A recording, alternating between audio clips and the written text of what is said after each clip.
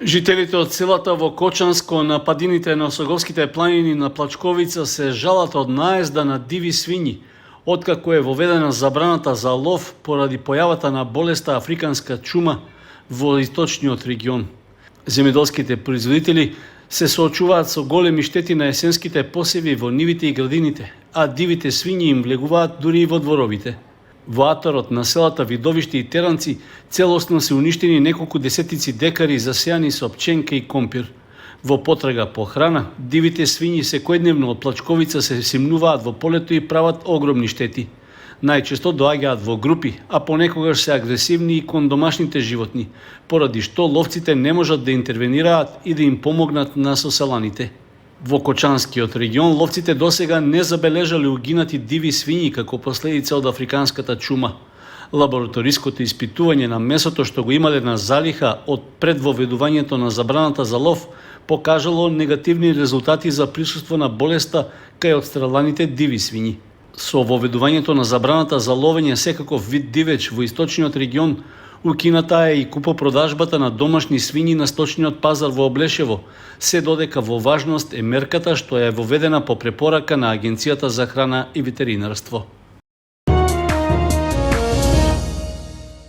Интерактивната дигитална платформа М-заедница, што беше воведена кон крајот на август минатата година, представува можност за полесна комуникација на граѓаните на Кочани со општинските служби. Со тоа, тие поедноставно и побрзо можат да ги остварат своите граѓански права, а истовремено да придонесат во зголемувањето на ефикасност и одговорноста на вработените во општинската администрација. М-заедница е дигитална платформа, што е составена од мобилна и од веб апликација. Таа нуди можност за директна комуникација со општината, за интеракција со сите корисници на платформата и поврзување со социјалните медиуми. Преку неа граѓаните можат лесно и брзо да влијаат врз акциите што општината треба да ги презема. Исто така можат да аплицираат и за тековни субвенции и да даваат предлози за подобрување на животот во општината. Со оглед дека станува збор за нова поинаква можност за комуникација на граѓаните со општинската администрација, градоначалникот Љупчо Папазов неодамна повика на почесто користење на платформата за сите видови услуги.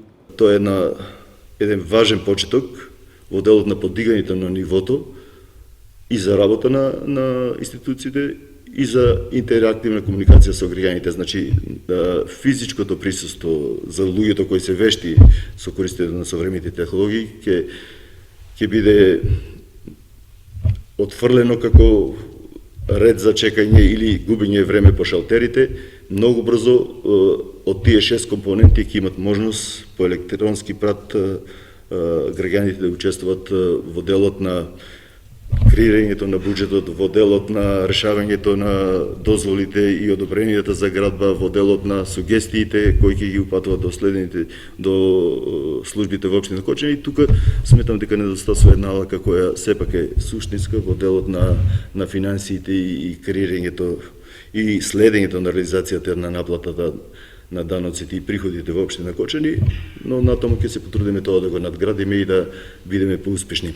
Дигиталната платформа М-заедница нуди 3 нивоа на акција: пријавување, односно детектирање проблеми, со пријавување до соодветниот сектор во општината и информирање за статусот. Потоа предлагање на идеи за решавање на проблеми, како и аплицирање за тековни субвенции што ги објавила општината. Мобилната апликација е бесплатна и може да се преземе преку Google Play и App Store за корисниците на мобилните телефони. До веб апликацијата со компјутер пак може да се пристапи преку линкот mzaednica.mk. Покрај Кочани, дигиталната платформа М-заедница успешно се користи и во општините Карпош и Валандово.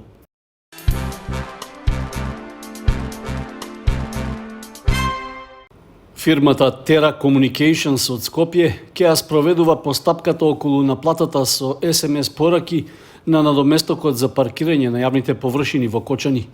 Таа е избрана на тендерската постапка што се спроведе кон крајот на минатата година, откако претходно комуналното претпријатие Водовод објави повик за учество на заинтересираните оператори.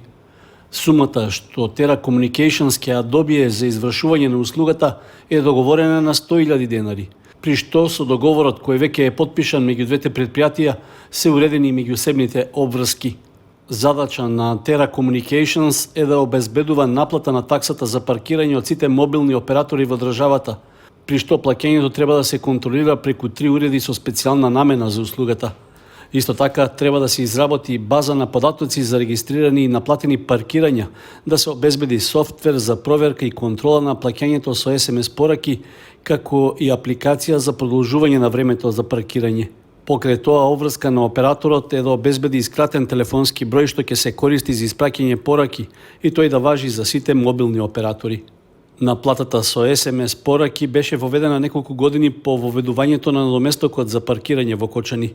Со тоа, покрај лицата наплатувачи кои издаваат фискални сметки, наплатата на таксата се реализира и преку мобилен телефон. Со ова се овозможува поголема ефикасност во прибирањето на средствата, а се избегнуваат и ситуации во кои возачите чекаат да платат за услугата, што се покажа како позитивно искуство и во градовите каде таквиот начин претходно се применуваше. Наплатата за паркирање во зимскиот период трае од 9 до 22, а во летниот од 8 до 24 часот, додека во недели и за време на празници паркирањето е бесплатно. Покрај плаќањето со SMS пораки, останови можноста за плаќање за паркирање преку лицата наплатувачи, што ќе ги организира комуналното претпријатие Водовод. Граѓаните од Кочанскиот регион покажуваат зголемен интерес за вакцинирање против COVID-19, особено по појавата на омикрон сојот на коронавирусот. До сега вакцина примиле околу 28.000 лица. Од нив со трета доза се вакцинирале 12%. Поголемата заинтересираност е забележана токму по појавата на омикрон сојот во нашата држава. Просечно дневно во вакциналниот пункт во општата болница со проширена дејност во Кочани се вакцинираат по околу 100 граѓани. Се работи главно за повозрасни и лица од ризични групи. Вакцинирањето се прави без претходно закажување. Тоа ја забрзува целата постапка. Има и граѓани на различна возраст, главно за примање на првата доза, но и за ревакцинација. Во моментот единствено достапна е вакцината од производителот Pfizer. Таа се аплицира кај сите заинтересирани без разлика дали се работи за прво, второ или трето вакцинирање. Вакциналниот пункт во општата болница е отворен секој работен ден од понеделник до сабота. Имунизацијата се одвива во периодот од 7 до 15 часот.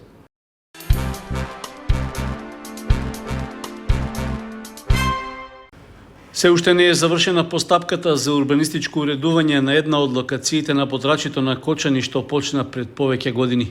Се работи за простор на така наречената градска четврт 14, за која и претходно имаше јавни презентации, а беше организирана и анкета.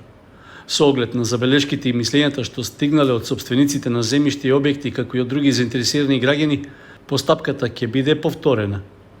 Поради тоа, од општина Кочани ги повикуваат граѓаните, здруженијата и правните лица да дојдат на повторна презентација што ќе се одржи во вторник, 25 јануари, со почеток од 12 часот во салата на Советот на општина Кочани. На презентацијата ќе бидат представени измените и дополнувањата на деталниот урбанистички план за градската четврт 14, што се наоѓа на југозападниот дел од Кочани, на просторот меѓу железничката пруга и Кочанска река. Нејзината граница од север е улицата Стево Теодосиевски, на исток е коритото на реката, на југ магистралниот пат А3 Штип-Делчево, а на запад улицата Димитар Влахов, се до пред зоната лесна индустрија. Измените во планот се однесуваат за периодот 2019-2024 година. Во него се опфатени поголем број парцели на површина од околу 40 хектари, што се наменети за домување и за стопанска дејност. Планот, што го изработи проектантската фирма Build Urban од Скопје, може да се погледне на огласната табла пред влезот на зградата на општина Кочани, како и на веб страницата на општината. Заедно со јавната презентација се организира и повторна јавна анкета за измените на деталниот урбанистички план, што ќе трае до 28 јануари. Во овој рок, заинтересираните физички и правни лица од ова подрачје, што е опфатено со планот, можат да достават забелешки и предлози на анкетни листови во писмена форма, што можат да се подигнат во архивата во општинската зграда, како и од веб страницата на општина Кочани.